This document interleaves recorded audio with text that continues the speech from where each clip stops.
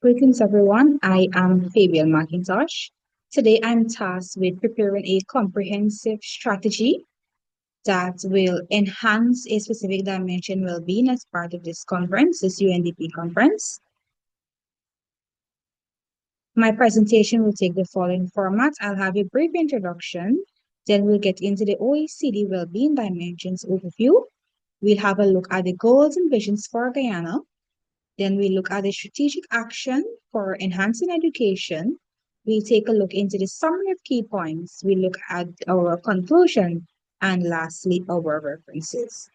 Distinguished guests, colleagues, and fellow scholars, it is both a honor and a privilege as we gather to reflect on how education intersects with national development and also personal well-being.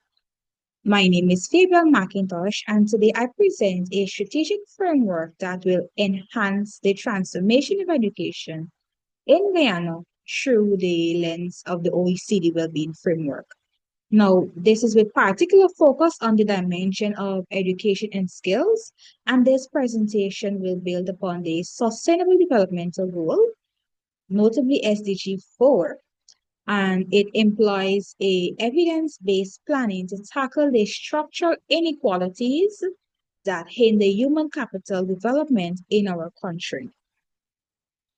For the well-being dimensions, the OECD defines well-being through a multidimensional lens comprising of both material living conditions such as income, housing, and employment, and quality living factors such as health, civic engagement, environmental quality, and educational skills, right? Now, these indicators are not isolated, but they are rather independent and they collectively determine the degree of which individuals and societies thrive. Now, among these educational and skills, they strive as both a fundamental and catalytic domain, one that influences employability, income levels, civic participation, and even health outcomes. Now, a well-educated population is not only more resilient and productive, but it is more capable of contributing to inclusive governance and also economic growth.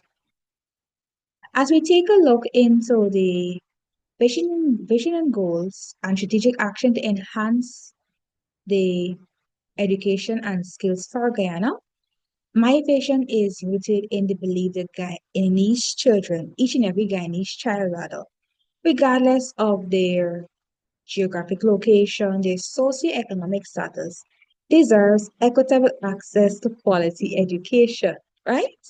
And one that is future ready, right?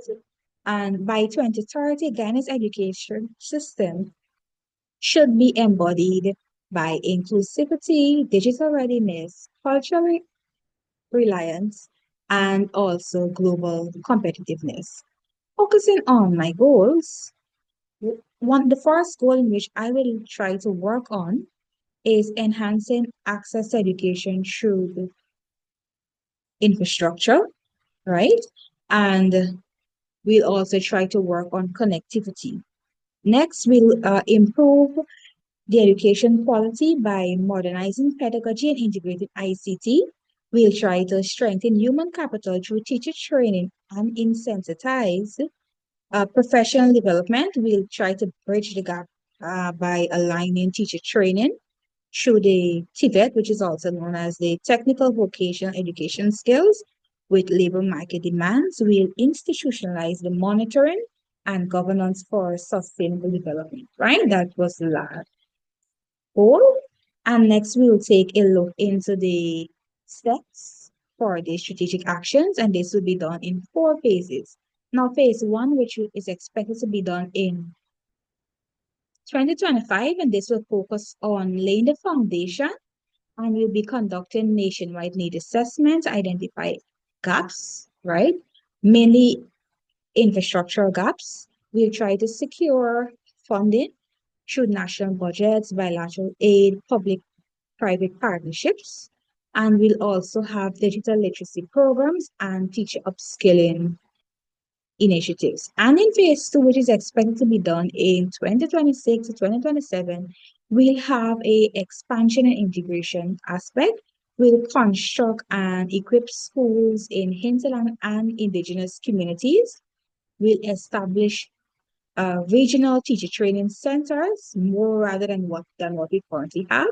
We'll revise the curriculum to integrate 21st century teaching skills, including renewable energy, coding, and AI awareness. And for phase three, which is expected to be done in 2028 to 2029, which will focus on scaling and refinement, we'll have a program called One Laptop Per Child initiative using solar power infrastructure. We'll also try to foster school industry linkage through curriculum advisory boards, and we'll promote TVET uh, through scholarship programs, and we'll have campaigns on the radio, we visit schools and so forth.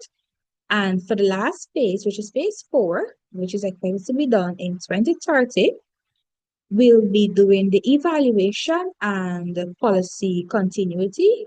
We'll implement a data-driven and we'll focus on monitoring evaluation M&A system, which will fall under the National Education and Development Council. And we'll use national scoreboards to report performance indicators. We'll institutionalize continuous stakeholder feedback and adaptive policy mechanisms, right? And in summary, education and skills are core to both individual well-being and national prosperity for any country, right? Ghana's challenges in education, ranging from geographical location, right, to outdated pedagogy, require a systematic approach. Now, this framework poses a sequence roadmap, which is expected to be done in 5 years, right? And with emphasis is placed on inclusion, technology, teacher empowerment, labor market, and alignment, right?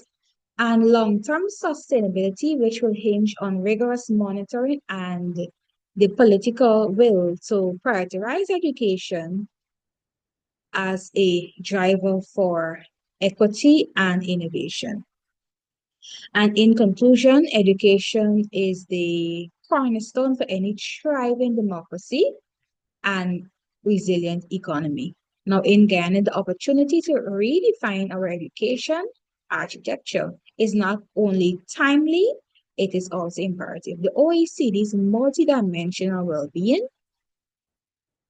approach provides a valuable compass. Now, let us commit to a future where no child is limited in the line of education due to their geographic location. No teacher is left unsupported. No citizen is excluded from opportunity, right? And education is merely for everyone, right? Education is not a only for public sector, right? It is a soul for sustainable development. Thank you. These are my references. And this has brought me to the end of my presentation. It was nice being here.